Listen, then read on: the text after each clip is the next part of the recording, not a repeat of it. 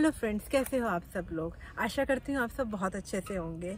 जैसा कि आज आप देख ही रहे हैं कि मैं हिंदी में व्लॉग लेकर आई हूँ कि मेरे को काफ़ी लोगों ने कहा कि जर्मनी में रहने की तू बहुत सब कुछ तारीफ़ करती रहती है, कभी कुछ बुरा नहीं बोलती है।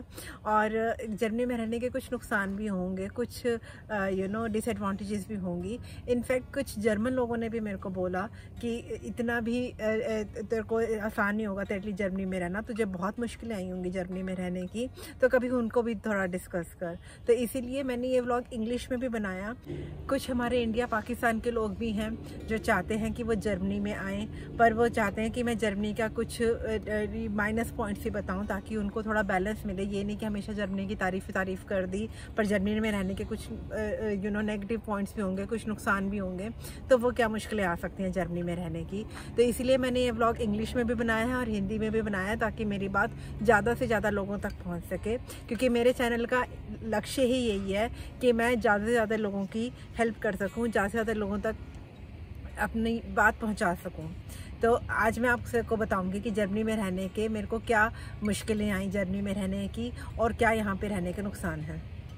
पहला है यहाँ की ब्यूरोक्रेसी, यहाँ के ऑफिस में काम काज करने का ढंग, यहाँ पे जितना पेपर वर्क मांगा जाता है। आपने नेटफ्लिक्स पे शायद जर्मन सीरीज़ देखी होगी, डार्क। बहुत ही अच्छी सीरीज़ है, इसमें सारे जर्मन लोगों ने ही काम किया है और काफ़ी अच्छा शो है, देखने लायक है, पर बहुत ही कॉम्प्लिकेटेड है, समझ में नहीं आता कि कहाँ पे क्या हो रहा है, ये क्या हो गया, वो क्या हो गया। बस यहाँ की ब्यूरोक्रेसी भी वही है कि समझ नहीं आती कि आपको उसे कब क्या कागज़ मांग लेंगे। आप जितना मर्जी अच्छे से तैयारी करके जाओ, अपना सारा डॉक्यूमेंट्स लेके जाओ, पर वो फिर भी कह देंगे कि ये पेपर तो आपने लगाया ही नहीं है। और ब्यूरोक्रेसी ऐसी चीज़ है कि वो आपको फर्स्ट स्टेप है आपको जर्मनी में आने के लिए, क्योंकि आप वीज़ा ऑफिस में जब जाएंगे वीज़ा लगवाने के लिए तो आपको हर तरह से प्रिपेयर रहना पड़ेगा। यहाँ के जो जर्मन लोग भी हैं ये भी कहते हैं कि ये मानते हैं कि यहाँ पे बहुत ज़्यादा मुश्किल है, कि यहाँ पे पेपर वर्क बहुत ज़्यादा मांगते हैं, कागज़ हर चीज़ के लिए उनसे भी मांगते हैं। तो ऐसी बात नहीं है कि वो यहाँ कि लोग रेसिस्ट हैं कि आपसे ब्यूरोक्रेट ज़्यादा लोग चीज़ें मांग रहे हैं। ये इनका जो ऑफिस का प्रोसीजर है वही अपना ये पूरा रूल फॉलो करते हैं। और कुछ लोग कहते हैं कि ये लोग बहुत ही ज़्यादा ना र्यूड होते हैं, बहुत ही कड़वा बोलते हैं। तो मैं कहूँगी कि कड़वा तो वो बोलते हैं, पर अगर आप 5-10 मिनट बाद उनके साथ पेशेंस से उनको समझिए कि वो क्यों कह रहे हैं, क्योंकि वो यहाँ के कई लोगों से मेरी जब बात होती है जो यहाँ पे ब्यूरोक्रेट्स हैं, कई मेरे साथ फ्रेंड भी बन गए हैं, तो वो कहते हैं कि क्योंकि जो लोग आते हैं वो लैंग्वेज सीखना नहीं पसंद करते। तो जब यहाँ पे 10 साल से रह रहे हैं, 15 साल से रह रहे हैं, जर्मन नहीं सीखना चाहते, तो उनको बहुत होता है कि क्योंकि ये लोगों को इंग्लिश में इतना अच्छे से नहीं है, ये लोग जर्मन बोलना ज़्यादा प्रेफर करते हैं। तो इसीलिए पर आप उनके साथ थोड़ा अच्छे से पेश आएंगे, उनकी भी मुश्किल समझेंगे कि वो जो बोल रहे हैं, जो रूल फॉलो करने को कह रहे हैं, वो हमने करना ही है। तो आप उसको वो बहुत अच्छे से बात करेंगे और वो आपकी एक्चुअली हेल्प भी करेंगे, बहुत ही हेल्पफुल लोग भी हैं। तो आपको अपने पॉजिटिव रह के आराम से मुंह पे एक स्माइल रख के आप जर्मन ऑफिस में जाइए और अपना काम करवाइए। दूसरा है यहाँ के टैक्स। जर्मनी में टैक्स बहुत ज़्यादा है, 42% 42% इनका टैक्स शुरू होता है, 14% से 42% तक जाता है। और सीरियसली यहाँ पे बहुत ज़्यादा इंश्योरेंसेस लेनी पड़ती हैं, पर जर्मन लोगों को ये चीज़ बुरी नहीं लगती है, क्योंकि उनको लगता है अगर टैक्स कट रहा है तो उससे उनको फ़ायदा ही है, क्योंकि पूरी सोसाइटी को फ़ायदा हो रहा है। इंडिया में लोगों को 10% टैक्स देना मुश्किल लगता है, पर यहाँ पे 42% 42% तक टैक्स जाता है। और वो एक तरह से ठीक भी है, क्योंकि वो पूरी सोसाइटी को, मतलब अमीर से लेके गरीब को पैसा देना, उनका वो सिस्टम है। और वो एक आपको उससे आपको थोड़ा सा शुरू में शॉक लगता है कि हाँ ये तो टैक्स बहुत ज़्यादा कट गया, सैलरी कहने को सैलरी कुछ हो रहा है और हाथ में कुछ और आती है।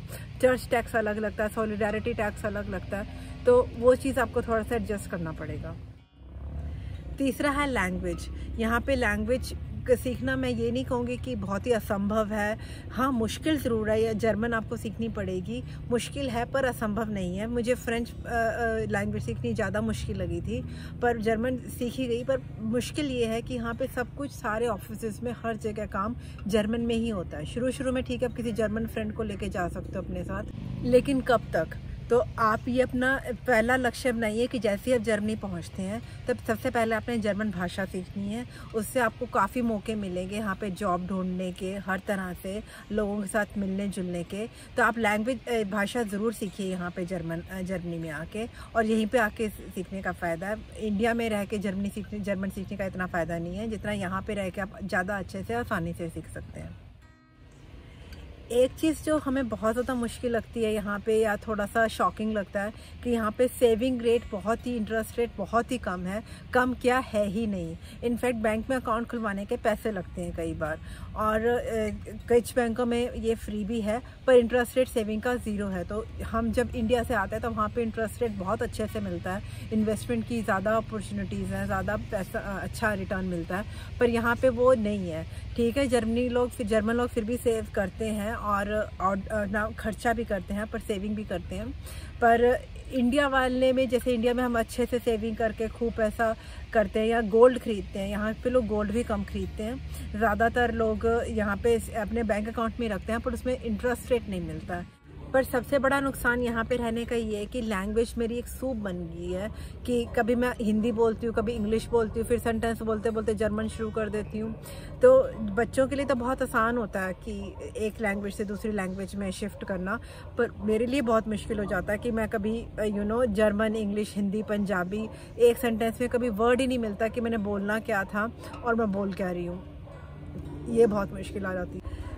मेरा अगला पॉइंट है, यहाँ पे बहुत ज़्यादा रूल्स हैं। तो अगर आप जर्मनी आएंगे, तो अगर आप कार ड्राइव कर रहे हैं तो आपको इतने ज़्यादा ड्राइविंग के इतने ज़्यादा रूल्स हैं। आप स्कूल जाते हैं, स्कूल में इतने ज़्यादा रूल्स हैं। घर में आप जहाँ पे रहते हैं वहाँ पे इतने ज़्यादा रूल्स हैं कि आप 1 से 3 के बीच में शोर नहीं कर सकते, वो उनका शांति वाला टाइम है। और रात को 10 बजे के बाद आप ज़ोर से म्यूज़िक नहीं सुन सकते हैं। तो यहाँ पर कई ज़्यादा रूल्स हैं और बहुत ज़्यादा वो स्ट्रिक्ट है इस मामले में, क्योंकि जर्मन सोसाइटी बहुत ही डिसिप्लिन वाले लोग हैं। यहाँ पर इनको डिसिप्लिन से रहना पसंद है, ये रूल्स ब्रेक नहीं करते हैं। ये इनको हर चीज़ में इनको रूल्स दे दो, ये फिर रूल्स के अकॉर्डिंग अपने आप को फॉलो करते हैं। इसीलिए यहाँ पे सारा कुछ साफ सुथरा और थोड़ा डिसिप्लिन वे में है। तो आप अगर जर्मनी में आके रहना चाहते हैं तो आपको ये रूल्स फॉलो करने ही पड़ेंगे और करने चाहिए, ताकि आप सोसाइटी में अच्छे से रह सकें और अपने आप को यहाँ के अकॉर्डिंग ढाल सकें।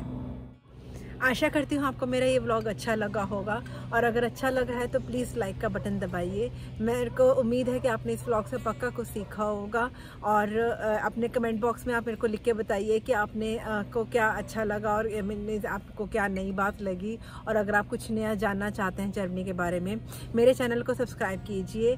और मैं आपसे अगले व्लॉग में मिलती हूँ। तब तक अपना ढेर सारा ध्यान रखिए, स्वस्थ रहिए, मस्त रहिए। Bye bye.